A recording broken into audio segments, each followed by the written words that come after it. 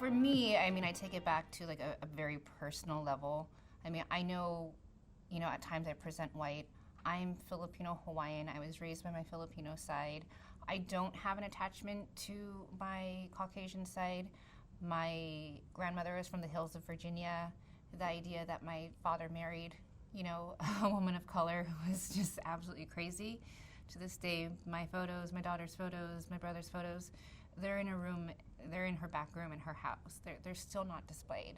So I've always identified with my ethnic side, always. And it was my aunt that I saw, who was the next person of color that, I could relate to, that was doing nonprofit work. And in the beginning of my journey, I didn't think I was going to go into nonprofit work and do youth leadership. My goal was to do youth criminal defense. But I realized after watching her and how she was able to make changes in her community that I didn't necessarily need to be a criminal defense attorney in order to help a youth. Instead of just helping one youth at a time, I can help many at a time.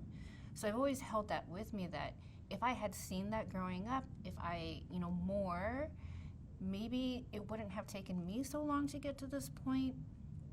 Maybe, there would be more women of color in leadership roles. But then I also see it, amongst my family and my friends, where they get inspired when they know that they have a role model that looks like them, that sounds like them, that has the same background, that has the same story. And sometimes it's not necessarily the skin color that to represent the person, but it's that story, it's that background, knowing that they made a mistake and they got in trouble with the law when they were a youth, but they were able to grow up and grow out of it and then lead a productive life. I mean, that's representation of itself too. Then you take it a step further, having that representation of a man of color, of a woman of color who's gone down that road, but then was able to, be in a leadership role where it's very, very important for our kids to see that. That was one of the platforms that I stood on when I was going out for this position. This is a brand new position, and that's being rolled out in Snohomish County, and hopefully if I do well, it'll go to other counties. But the diversifying not just our programs and who's in our programs, but really like raising awareness that we need diversity in our leadership, especially in Snohomish County, especially in Whatcom County, especially in Island County. We need to have diversity.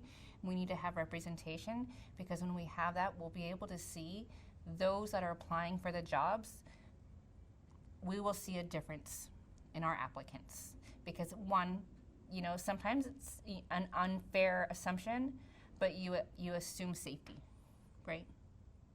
Instead of just going to an all-white organization, an all-white community, and trying to, make an impact.